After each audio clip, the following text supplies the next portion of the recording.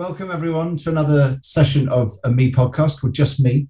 We're joined today by Marianne Rutz. Yes, and I'm going to ask Marianne, who are you and what do you do? You obviously know who you are, but what is it that you do, please? Yeah, hi everyone. I'm delighted to be here. So my name is Marianne Rutz. I specialize in customer service delivery and customer service excellence. I'm very aware right now in our economic climate, customer service is falling flat on its face, as you probably realize when you watch the news or when you are affected by cancelled flights, rail strikes, hotels not open when you thought they were open, whatever it may be, or you try to get in touch with your energy provider, for example, and you hang in the queue for half an hour. We specialize in just that, helping small and medium-sized firms to ensure they still deliver a service and a good customer service, even if times get tough and difficult, resources are short, or money isn't there. There is a way of doing this without completely and utterly upsetting the customer. That's what we specialize in, and that's what Rutz Consulting does. Brilliant. Certainly needed it globally, isn't it, at the moment? It really is. It's a big thing, but you know what? There's also this apprehension. Businesses see customer service as a pure cost to the business. I know. Yeah. And that is heartbreaking because it's so short-sighted. But the thing that's a bit bonkers with that, Marianne, is that it is the key differential between a good business and a great business. Thank you. Yes. I absolutely is. And here is where I very often get into this discussion with my clients. They're starting to, rob Peter to pay Paul by way of headcount, for example, or shifting cash about to pay for things. If you start to take too much away from your customer service delivery, by the time the economy picks up, you have fallen so far behind. Your Trustpilot is down the drain. Your customer satisfaction scores are below zero. The net promoter scores are negative. It will cost you more to pick this back up and get the people trained again and get them in place, etc. As if you just tried to preserve a good core and deliver that to the absolute best you possibly can. And sometimes if you allow customer service to slip, sometimes it can actually be almost you can't get it back, because once that reputation has been dented and been lost, it's very difficult to recover from that. It is very, very, very hard. Yeah. So what was your journey? So what's your journey from here to from when you started, life as a young Marianne to today? Well, that's a very good question, because I never thought I would end up in the contact center industry. When I entered that industry, it was called call center, and everybody was like, "What are you doing? You have a university degree and you work in a call center? Are you for real?" Now, for me, I'm a Swiss national, and at the time, Switzerland still does call center and contact centers very poorly today, but at the time they didn't exist with us. I did work in travel and tourism. That's where I trained and absolutely love it. But I come from a background. My family, my father was a minister in the Protestant church. Wow. So he preached to us soup, soap, salvation. So you need to help people because you can demand anything from them. And without going into religious things, that was ingrained in me. You help people, you help people. At the time, it was like, do I really have to do that? But yes, you do that. So when I got an opportunity as a young Swiss to work abroad, and we still needed a work visa at the time, and Hertz car rental company gave me that opportunity. They paid for a working visa for me to work in Dublin, where they set up a customer care center. Wow. How did I end up there? Because guess what? I spoke more than just one language. And a lot of Hertz, being an American company, when they set up at the time in Dublin, the view was, well, the whole of Europe speaks English. No, we don't. And then the second view was, if somebody speaks Dutch, they can serve a Flemish speaker too. No, you cannot do that. There's a difference in accent. It's not acceptable. Wow. So I was hired to help set up that center and, provide the cultural insight and provide the language capability, like the French, the German, a little bit of Dutch at the time and Italian. So that was my skill set. And my English was already, reasonably good due to the fact that I trained in travel. So I ended up on a 9-month contract, and that was 22 years ago. I've never lived in Switzerland ever since. Wow. I ended up in this contact center, call center environment, and I felt, gosh, this is customer service. I can help people. Wow. I can really do something for people. And I just stayed. So the interesting piece there probably is that in the contact center world, you either love it and you stay, or you absolutely hate it. You take it as a stint and you leave. So I was clearly staying. But there was this element of I wanted to progress my career. And there was a point where I felt I couldn't get any further, and I needed a different skill set. The skill set that was what we call in the industry outsourcing. Okay. So you take your business to a big company, they deal with you for you on your behalf with the customer. So I moved into outsourcing, and that was well and truly where I learned the ropes, what it means to watch your cost and still deliver service, still help the customer, but most importantly, also look after your employees. Again, outsourcers have a very, they have a poor reputation.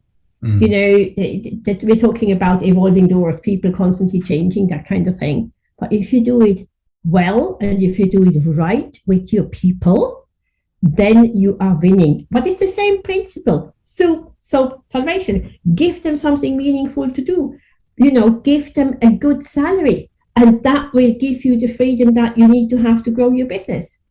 So it's that kind of environment. And I stayed with that until 2015, when I was quite rudely taken out of the equation by a bowel cancer diagnosis, where I was like, pardon me, what? Wow. I was way too young for bowel cancer. And I was kind of going, shit, what's I going to do now? So that was probably one of the, in hindsight, one of the most pivotal moments in your life. And a lot of cancer travelers say that you lose the rug under your feet and you're kind of going, oh my God.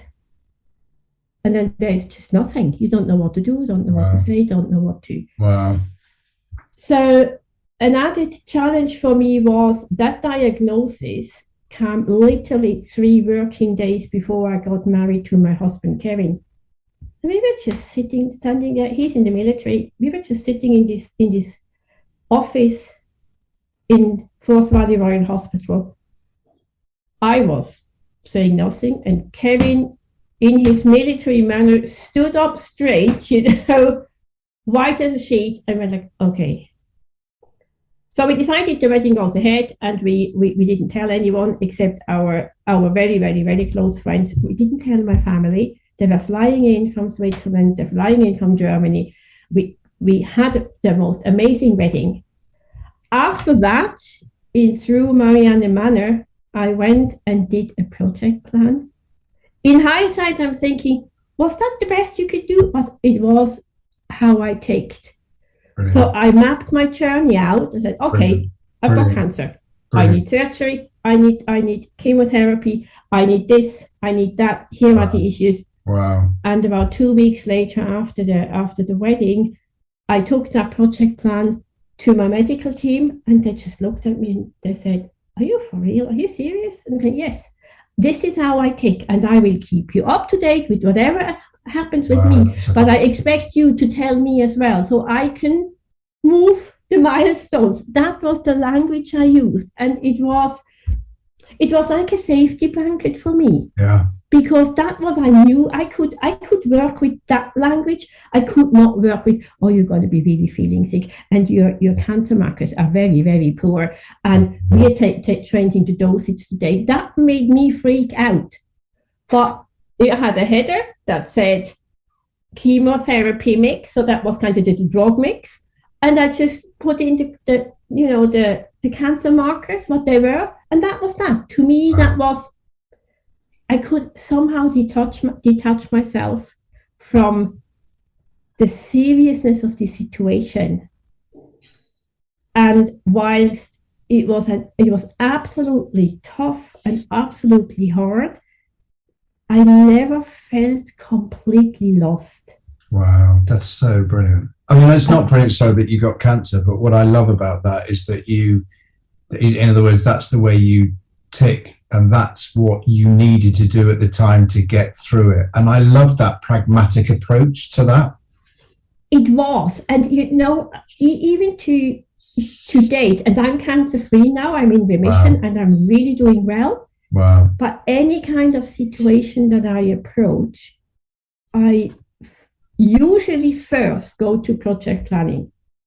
Yeah. What I have learned through the cancer journey, there is this other element that to me prior to cancer was very woolly. This holistic approach, the fact that there is heartache involved and there is heartfelt changes that I needed to make. That kind of never really was so obvious to me prior to the cancer journey. But yes. After that, it was very clear. Here is the process, but here is the human being.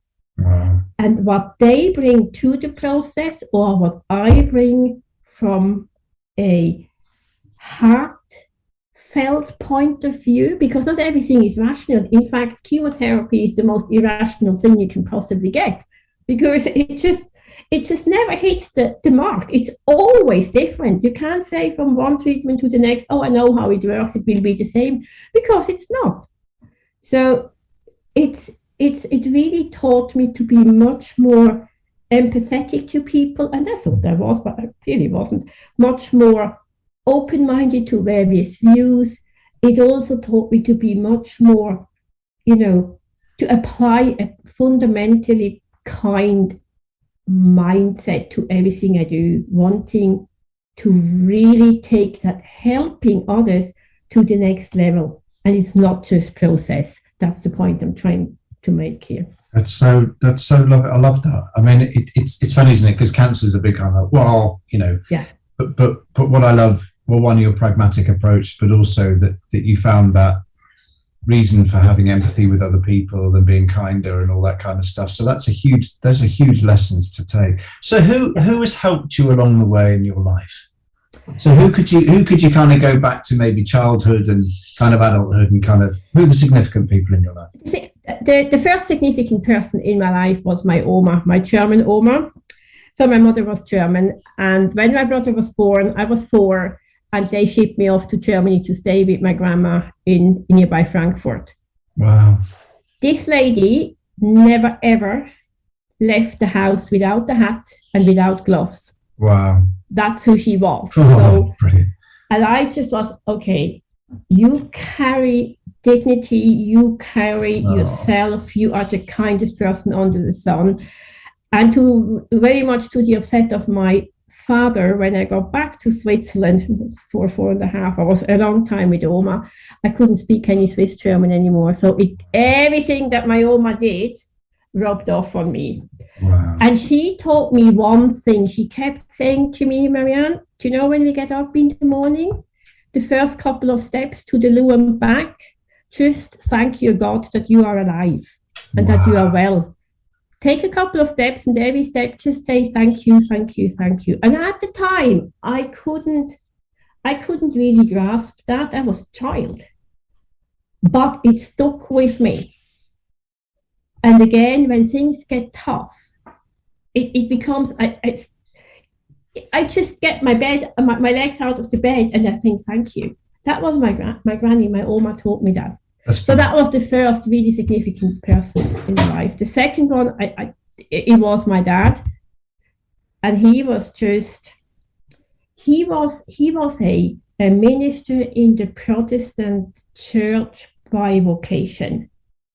Not because he was fascinated by theology and all that, he was, but he just lived and breathed what he believed in. To the point that one day he came home, and I remember that vividly. We all sat around the evening table. I was a teenager, and he says, "Oh, I've been to St. Gallen, which is the next big city here. I've seen a homeless person. I gave this homeless person 100 Swiss francs." And we all went, "What did you do?" 100 Swiss francs at that time was a lot of money. But the guy got a bed, the guy got food, the guy got a cigarette to smoke. And we were like, really? But for him, it was just that what this chap needed that very day. So it's done now, not tomorrow. I'm not going to donate in a week's time. I'm not going to make a big donation every year. I do it now. And that kind of was ingrained in me. And I'm sure it helped me to think very deeply, and I know that sounds a bit woolly, very deeply, what can I do to make my customers, my families, my friends' life better now? And it's usually these little things that make much more difference and have much more impact than as if you go and you put the biggest automation into your business, or you hire the best Six Sigma black belt. They're all important in business. Absolutely. I'm not making them small. But very often it's this, you booked a holiday with us, I cancelled your flight, I am messing about with your memories, I'm messing about with your family. I'm really sorry about that, Mr. Customer. Let me see what I can do right now to make your pain a little less. Because I can't take the pain away. The flight has been cancelled. So does that make sense? It sounds a bit, yeah. But that was really that was definitely stemmed from my dad. That's really lovely. So these are really the two people. And last but not least, when I met my husband, and he's a military man. And it was very funny. Initially, when we first met, I said, well, I want to go back to Switzerland. I want to live in Switzerland. And he says to me, oh, well, that's all right. For my queen, I go anywhere in the world. No. And I was, okay, cool. Let's go home now. And he said, no, I mean the queen. And I'm going, oh, so that means you keep serving in the military for the queen. You're not coming to Switzerland with me. But what that meant to me was, what it showed me was, here's the dedication. I have signed up to this. This is my job. If you want to go out with me, Miss Rutz, you have to sign up to this. You will play second fiddle if it comes to where do I need to go, who tells me where I go. Queenie will always tell me first. Brilliant. That makes you humble, because there were situations where my husband had to go out to like the likes of Afghanistan and Iran, and I was kind of, oh shit, what am I doing here? It's tough. But without again going political, if you say you do something and you signed up for it and you give your whole being to it, then that's what you do. I love that. And that creates determination, and that gives grit and resilience. That's what that does. That's really lovely. That's really helpful. That's really lovely. I love those three people. So what, when times get tough, and you mentioned cancer earlier, but when times get tough, and, cancer aside, life is not plain sailing. No. So what do you fall back to? What is the things that help you dig deep and find your way through? So I was raised in the Protestant faith. So that stayed with me always. That's one thing that I really appreciate. Our churches have open doors. You can go anytime and you can sit there and just reflect. And that's what I do a lot. And the second bit that I do a lot is when I go hill walking when things get tough. And the higher up you get, and it's again, in Switzerland, you're high up very fast. You're on 2,500 meters in no time. When we moved to Scotland at the time, I went like, oh, well, there's no hills. Now, how wrong was I? Ben Nevis, is 3,000 feet. It starts at 0. It goes straight up, and it's really tough. And once you're up there, you see you have Scotland lies at your feet. But what that does, it kind of elevates, gives me this helicopter view that we all need.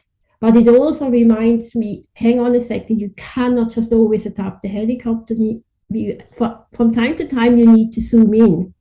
And you need to look at something very closely, but then you need to go up again, because if you only zoom in, you get lost in the trivia of the little things. For that, you should have a team if you're a business owner, or you should just let it go. You get so wound up that you forget the bigger picture. Brilliant. And really, mountaineering again ties probably back to my dad. He was a mountaineer. I had a rucksack when I was 4. I was on the ropes when I was 5. Wow. I grew up in this environment, but it's still my go-to. And last but not least, I love shopping. If I really just have got 2 hours and I'm upset and stressed out and whatnot, and I can get myself into a nice boutique, look at nice things, that I love that. I love the contrast of kind of like the top of the world on mountains, and then the next minute you're in a shopping mall looking at kind of, nice things. I love that. Yeah, so that's what I do. That's so nice. So if you could go back to a young Marianne and give yourself advice, what would that advice be if you could go back now? Number 1 would be build that resilience. Hang in there. Don't think you need to know everything and everything. Just sit there and wait for it to happen. So sit it out, basically. Brilliant. I'm very much an action person. I was not good in sitting and waiting and letting things develop. I wish I would have learned that a little bit earlier. Right. I would have, mistakes would have been avoided, because there is an art to sit in an uncomfortable situation, or to go for something and wait for it to happen rather than having it instantly. Yeah. And I think we are losing out if we don't have this ability to sit it out.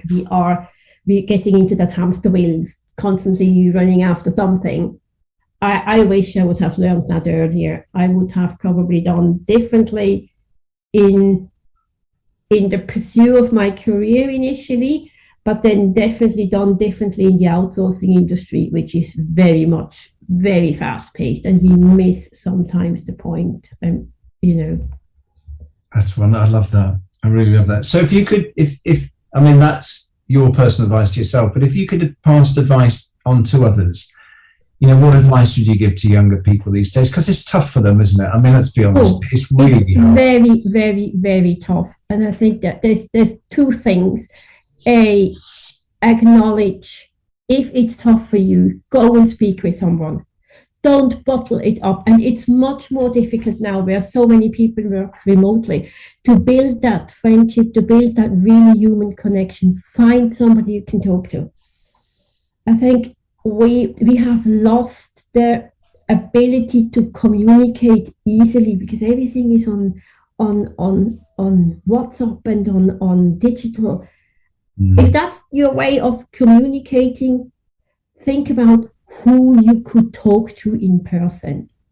It just makes a difference. And the second piece is things will pass. When we are in the thick of issues, we feel they are never going to go away. And if we give way to that thought, that's detrimental. It pulls you down. Try to tell yourself this will pass. And it will. There is plenty of evidence out there. There is history out there that tells us that things will pass. But when we are in the big and difficult situation, we do not see that. And if it is that you put a sticker on your wall to tell you that, something that makes it visual, but it will pass. I love that. So what legacy would you like to leave? I'll tell you what, there's so many lovely things. One thing actually that you said that I absolutely loved which was, about your grandma and the steps to the loo saying thank you. Yeah. Thank you. That's fantastic. So what legacy would you like to leave behind? I would like to create a customer service driven community. So if I can, with the work we do at Rutz Consulting and the way I show up to myself and to my clients and to the end customer at the end of the day, if I can shift that service delivery a little bit, that it is fully engaged and really customer centric, then I would be very happy. Brilliant. Do you believe in customers first or staff first? That's the chicken and egg question, is it? In all fairness, we are customers of each other. If I have employees, they are my customers. I am responsible for my employees. Brilliant. The employees, they work into the customer. Brilliant. So when I go into a company, the worst I see is where every department works in silo for themselves and think they are the best thing ever. Guess what? You are not. You are a customer. HR, you are a customer of operations. Operations, you are a customer of finance. Finance, you are a customer of HR. Hang on a second. If you take that approach and you are customers of each other and you give each other soup, something to eat, something to work with, soap, some kind of anchor points that makes things clear and clean, that will give you the salvation, that will hang your business together, that will give you that, cutting edge you are looking for. If you don't do that, you're losing. Brilliant. Soup, soap for salvation. Love that as well. Really love that. So what is the magic that Marianne brings to people and to organizations? I mean, I know you talked about customer service and I love your whole thing. I love the thing you just said there about defining who your customer is, and we're all customers ultimately. So if you're an employer, then your customers are your employees, whose customers are the customers of the business or whatever. Yeah. So what's the magic that Marianne brings? The magic we bring is we lift the lid on your operation. We look what's boiling underneath. And that is interesting and that gets me excited. I see this, beautiful company. I see their products. I see what they do. And then I lift the lid and start to see, and what lies underneath that.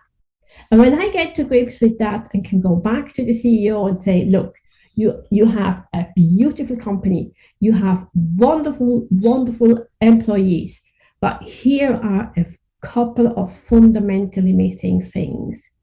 And they go, oh, we never knew, or we didn't think you would find out so quickly. I hear that a lot, that they think, oh yeah, we kind of know, but we thought it wasn't that obvious. Yeah, you're not meant to know about that one, yeah. Then I'm kind of going, yes, you are now ready to make a difference. And then we can go and give our clients that here is a framework. And again, the framework is simple. We are calling it LEAP, leading people, executing process, amplifying profit. It starts again with the people. And then we look at the processes, and when all that stacks together, we look at quality control, the cost, anything that really has a direct impact on your bottom line. Because we look at it, and I'm now happily saying holistically, 10 years ago, I wouldn't have used that word in business. I would have thought that was woolly. But because we are looking at it from a holistic standpoint, it immediately connects with the client, and it immediately has an impact on the output to the customer. And that's the magic. I can see what you cannot see. But I've over 20 odd years experience in this field, so it's very hard to tell me something. I'm going to go, really? Let me just have a quick check. That's lovely. And also the thing is that you're looking for the things that you find, but other people don't look for those things, do they? Yes. Yeah. We are looking very, very closely for what other people think is trivial. Yeah. And it goes back down to that thing about you kind of hill walking and going to the kind of, the mountain kind of almost like the eagle view, but then actually being able then to kind of go right into the detail and go, no, hang on a minute, it's here. Do you know when you see, we have in the UK or in Scotland, we have a lot of buzzards flying about. They are very good at that. They circle and circle very high up, and then you see them dive and you go, oh, what was there? That's exactly what we do. Brilliant. Love that. So how do you get, we describe it as fizzy pop. So, when you're really super excited about something, you're like, and you just feel like you've got fizzy pop inside you. So what gives you fizzy pop in life? What are the things that you can kind of put your finger on? Oh, gosh. I love life. There's a lot. I love if I feel empowered to do something. Yeah. That makes me excited. I love a good catch up with friends. Oh. And it's really the old-fashioned way. Go to a restaurant or to a brasserie or somewhere and just sit and have a chat and a glass of wine. That excites me. And sometimes it's just really little things like when I travel a lot, and I used to before the pandemic, and I now have an opportunity to do again, to just get a nice smile from someone, behind the counter, because airline people, and I use that example a lot, these guys are so stressed, and a lot of it is outside their control. If they still manage to smile at me and wish me a nice flight, I'm kind of going, yeah, that's nice. How lovely is that? And the thing is, it's so funny, isn't it? It's like something you said earlier. Sometimes you just have to stop and just sit. Yeah. And then just appreciate all that stuff. But as you say, like a smile is the simplest thing, isn't it? But actually, when you look at customer service, there's data, isn't there, that people who smile more, they live longer, they're better at customer service, they get more tips. And it's amazing how many organizations don't kind of go, well, let's just measure the amount of smiles that we do in our organization. Oh, absolutely. And we keep saying, you answer the phone with a smiling face. That was at the time, 20 odd years ago. That was the slogan. But it didn't mean anything because people weren't empowered to help. Yeah. Now you can smile into the telephone and tell the customer, I'm sorry, I can't help you. Now that kind of defeats the purpose. Yeah, absolutely. Yeah, brilliant. Love that. So what one word would you use to describe yourself?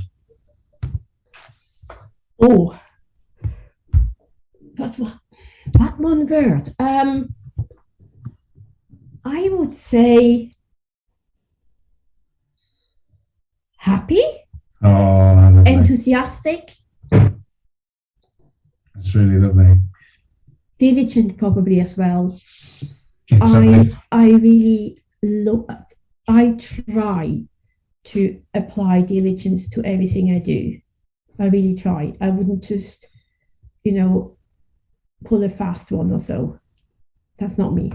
Yeah. I love your, people might not be able to see this, but they'll certainly be hearing it. You've smiled throughout this whole podcast, and I think that's what but it makes such a huge difference, doesn't it? And I think it's, if I was to sum up all of this, it's find the happy. It's like go through life, and as you say, when you walk to the loo in the morning, those first few steps, say thank you, and that's thanks to your grandma. And I think it's huge, though. That always, really, really always was, to me, the most fundamental part is your gratitude.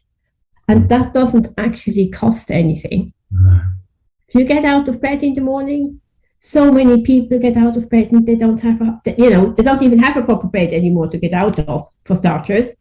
But they're just grateful that they're still alive. Yeah. If you look what's happening in the world at the moment.